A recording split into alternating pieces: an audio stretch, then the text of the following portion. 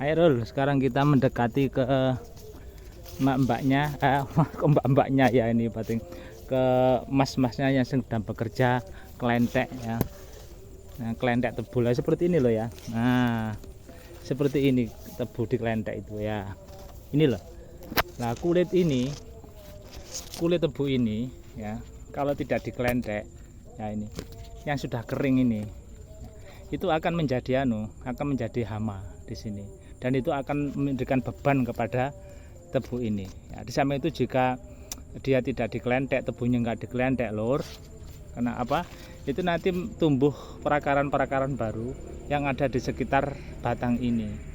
Kalau tumbuh perakaran baru yang ada di sekitar batang yang tumbuh baru, maka itu akan tubuhnya akan menjadi bercabang. Nah, ini pertumbuhannya batang utamanya menjadi tidak maksimal. Inilah perlu dikelentek, dan yang perlu kita monitoring, evaluasi itu adalah kelenteknya jangan hanya sampai di separuh sini, harus sampai ke bawah di sini ya, harus sampai ke bawah di sini. Nah itu, nah, nanti diharapkan nanti sisa-sisa ini juga akan bisa menjadi pupuk. Ini kan bisa menjadi pupuk organik kalau terpendam. Namun juga diwaspadai, ini juga nanti bisa menjadi penghalang ya, bisa menjadi kotoran yang bisa merupakan sumber hama dari aliran-aliran air yang ada di tengah-tengah got tadi itu, sehingga tersumbat, sehingga yang tadinya itu sudah diperdalam itu akan dangkal lagi karena adanya ini. Lah makanya perlu disisihkan itu. Repot juga iya ya, memang ya, mana ada pekerjaan yang tidak rumit. Semua pekerjaan itu membutuhkan ketelitian dan konsisten ya, dan komitmen.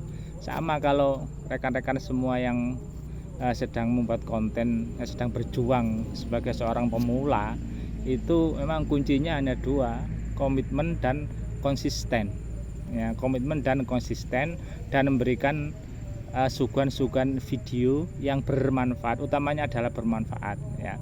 Karena apa? Karena itu akan bisa bertahan lama. Kalau misalnya ini tidak bisa memberikan manfaat, itu biasanya ya tidak bisa bertahan lama. Ini sekedar masukan buat saya kok lur ya. Saya ini juga perlu belajar seperti ini ya. Jadi bagaimana di tempat kerja kita bisa terhibur, di tempat kerja kita bisa membuat konten yang suguhan-suguhan yang menarik di tempat kerja. Ya mungkin kalau suatu saat Allah mengizinkan kemudian konten kita itu booming dan mendapatkan reward sebagai bentuk, ya tentu semua anugerah Allah, dan sebagai usaha kita ya kita harus mensyukuri dengan cara apa? Ya di samping mengucapkan alhamdulillah sebagai seorang muslim, tapi kita juga harus menyisihkan dari hasil yang kita dapatkan untuk berbagi ke sesama ya. Jadi hidup itu jangan mendelur ya, kita berbagi. Nah, ini kata Pak Ustadz dalam setiap pengajian itu, in aksantum li anfusikum wa in asantum falaha.